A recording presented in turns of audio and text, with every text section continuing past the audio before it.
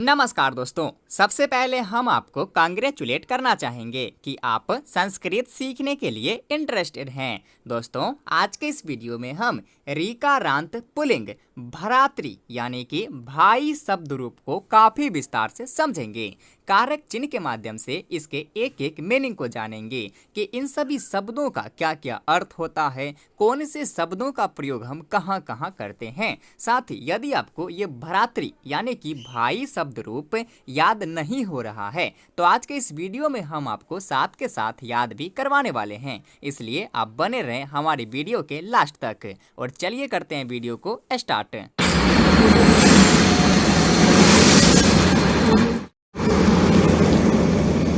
सबसे पहले दोस्तों यहाँ कहता है ऋकारांत पुल्लिंग भ्रातृ भाई शब्द। ये ऋकारांत कहने का क्या मतलब, तो इसे समझिए। ये ऋकारांत कहने का मतलब है कि भ्रातृ शब्द के लास्ट में री है। जिस शब्द के लास्ट में री होता है उसे ऋकारांत शब्द कहते हैं। जैसे यहाँ भ्रातृ शब्द के लास्ट में री है, यहाँ त्रि है, हलंत त के साथ जब हम री को जोड़ते हैं तब त्रि बनता है। इसी री के कारण इसे ऋकारांत कहते हैं। इसके बाद है पुल्लिंग यानी कि भाई शब्द भ्रातृ शब्द रूप पुल्लिंग है। चलिए अब हम इसमें कारक चिन्ह को ऐड करते हैं, फिर हम इसके एक एक मीनिंग को समझेंगे। अब दोस्तों इस कारक चिन्ह को तो आप समझते ही होंगे कि प्रथमा होता है कर्ता का ने कारक चिन्ह, द्वितीया होता है कर्म को, तृतीया होता है करण से या फिर द्वारा, चतुर्थी होता है संप्रदान को या फिर के लिए, पंचमी होता है अपादान से, लेकिन ये से अलगाव की स्थिति में होता है जब एक दूसरे से अलग करते हैं तब। फिर षष्ठी होता है संबंध, इसका कारक चिन्ह होता है काके की अथवा रारे रे। इसी प्रकार से सप्तमी होता है अधिकरण कारक, इसका कारक चिन्ह होता है में पय पर। फिर संबोधन, इसका कारक चिन्ह होता है हे अरे अजी। चलिए अब हम इसी कारक चिन्ह के मदद से इसके मीनिंग को समझते हैं। अब इसके लिए दोस्तों करना कुछ नहीं है, बस इन सभी शब्दों के साथ इन कारक चिन्ह को जोड़ते चलना है। ऑटोमेटिक ही हिंदी मीनिंग निकलता चलेगा। कैसे, देखिए।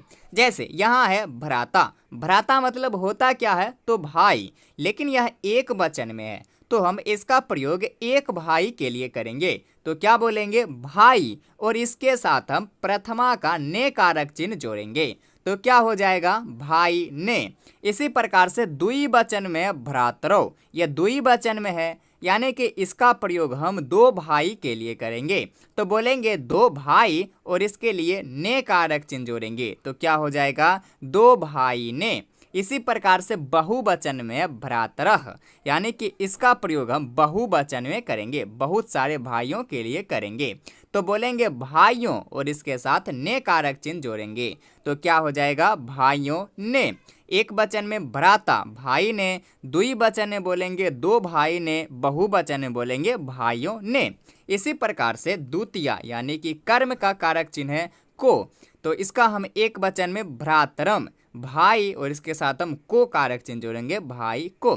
यह एक वचन में तो इसका हम एक भाई के लिए प्रयोग करेंगे तो बोलेंगे एक भाई को या फिर भाई को, दोनों सेम ही है। इसी प्रकार से द्विवचन में भ्रातरौ तो बोलेंगे दो भाई, और इसके साथ को कारक चिन्ह जोड़ेंगे तो हो जाएगा दो भाई को। फिर भ्रातरीन बहुवचन में है तो बोलेंगे भाइयों को। इसी प्रकार से तृतीया है करण कारक, इसका कारक चिन्ह क्या होता है, से या फिर द्वारा। जैसे भ्रातरा भाई से या फिर भाई के द्वारा। भ्रातृभ्याम द्विवचन में है तो बोलेंगे दो भाई से या फिर दो भाई के द्वारा। फिर भ्रातृभ्यः बहुवचन में है तो भाइयों से या फिर भाइयों के द्वारा।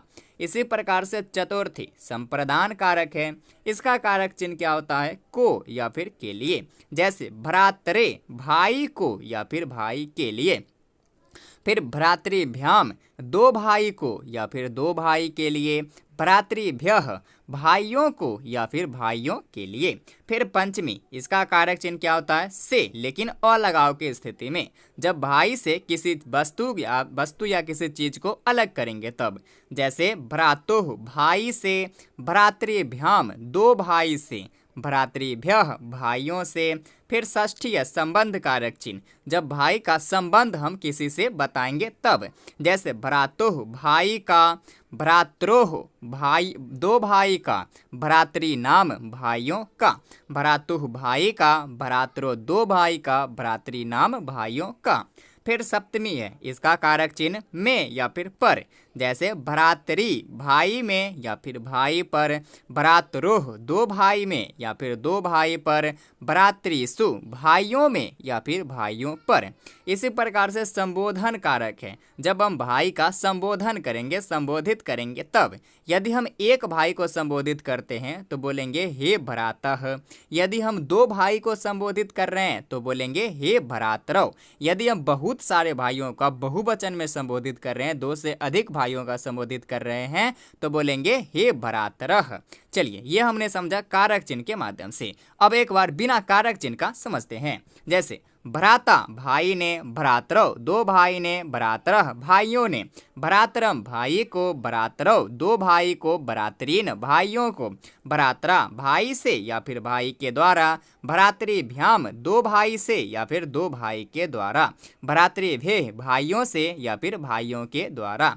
फिर भ्रातरे भाई को या फिर भाई के लिए, भ्रातृभ्याम दो भाई को या फिर दो भाई के लिए, भ्रातृभ्यः भाइयों को या फिर भाइयों के लिए, भ्रातुः भाई से, भ्रातृभ्याम दो भाई से, भ्रातृभ्यः भाइयों से, भ्रातुः भाई का, भ्रातरोः दो भाई का, भ्रातृनाम भाइयों का, भ्रातृ भाई में या फिर भाई पर, भ्रातरोः दो भाई में या फिर दो भाई पर, भ्रातृषु भाइयों में या फिर भाइयों पर। इसी प्रकार से संबोधित करेंगे तब। यदि एक भाई को संबोधित कर रहे हैं तो हे भ्रातः, दो भाई को संबोधित कर रहे हैं तो हे भ्रातरौ, यदि हम बहुत सारे भाइयों को संबोधित कर रहे हैं तो हे भ्रातरः। इस प्रकार से हम कारक चिन्ह को लिखकर इसके मीनिंग को समझ सकते हैं। चलिए, अब इसे याद कैसे करना है इसे समझते हैं।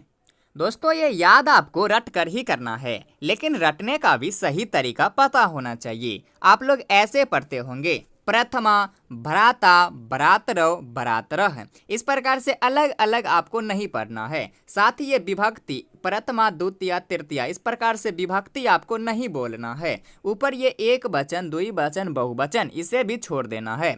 बस आपको इन तीन लाइन को ही याद करना है। बाद में ये ऑटोमेटिक सेट हो जाएगा कि प्रथमा विभक्ति कौन है, द्वितीया विभक्ति कौन है, तृतीया विभक्ति कौन है। बस इन तीन लाइन को ही आपको याद करना है और इन तीनों शब्दों को अलग अलग नहीं बोलना है।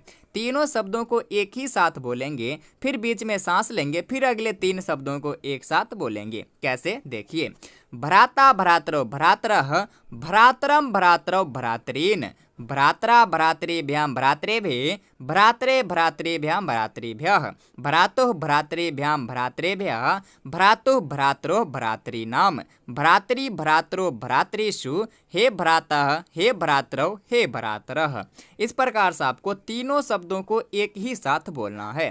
फिर से देखिए, भ्राता, भ्रातरौ, भ्रातरः, भ्रातरम, भ्रातरो, भ्रातरीन, भ्रात्रा, भ्रातृभ्याम, भ्रातृभ्यः, भ्रातरे, भ्रातृभ्याम, भ्रातृभ्यः, भ्रातुः, भ्रातृभ्याम, भ्रातृभ्यः, भ्रातुः, भ्रातरो, भ्रातॄणाम, भ्रातृ, भ्रातरो, भ्रातृषु, हे भ्रातः, हे भ्रातरौ, हे भ्रातरः। इस प्रकार से आप आराम आराम से पढ़ोगे, ऑटोमेटिक ही आपका स्पीड बढ़ता चला जाएगा। फिर आप ऐसे पढ़ना स्टार्ट कर दोगे, भ्राता, भ्रातरो, भ्रातरः, भ्रातरम, भ्रातरो, भ्रातरीन, भ्रात्रा, भ्रातृभ्याम, भ्रातृभ्यः, भ्रातरे, भ्रातृभ्याम, भ्रातृभ्यः, भ्रातुः, भ्रातृभ्याम, भ्रातृभ्यः, भ्रातुः, भ्रातरो, भ्रातॄणाम, भ्रातृ, भ्रातरो, भ्रातृषु, हे भ्रातः, हे भ्रातरौ, हे भ्रातरः। इस प्रकार से आप पढ़ना स्टार्ट कर दोगे, आपकी स्पीड इससे भी बढ़ जाएगी। फिर आप ऐसे पढ़ोगे, भ्राता, भ्रातरो, भ्रातरः, भ्रातरम, भ्रातरो, भ्रातरीन, भ्रात्रा, भ्रातृभ्याम, भ्रातृभ्यः, भ्रातरे, भ्रातृभ्याम, भ्रातृभ्यः, भ्रातुः, भ्रातृभ्याम, भ्रातृभ्यः, भ्रातुः, भ्रातरो, भ्रातॄणाम, भ्रातृ, भ्रातरो, भ्रातृषु, हे भ्रातः, हे भ्रातरौ, हे भ्रातरः। इस प्रकार से आप पढ़ोगे। जब आपकी स्पीड यहाँ तक पहुँच जाए तो समझ जाओ कि याद हो गया है, लेकिन पहले आपको आराम आराम से ही पढ़ना है। कैसे, एक बार फिर से देखिए, भ्राता, भ्रातरो, भ्रातरः, भ्रातरम, भ्रातरो, भ्रातरीन, भ्रात्रा, भ्रातृभ्याम, भ्रातृभ्यः, भ्रातरे, भ्रातृभ्याम, भ्रातृभ्यः, भ्रातुः, भ्रातृभ्याम, भ्रातृभ्यः, भ्रातुः, भ्रातरो, भ्रातॄणाम, भ्रातृ, भ्रातरो, भ्रातृषु, हे भ्रातः, हे भ्रातरौ, हे भ्रातरः। तो दोस्तों, आशा करता हूँ कि ये शब्द रूप आपसे याद भी हो गया होगा, साथ साथ ही समझ में भी आ गया होगा। यदि आप ऐसे ही और वीडियो देखना चाहते हैं तो प्लीज आप हमारे चैनल को सब्सक्राइब जरूर करें। धन्यवाद।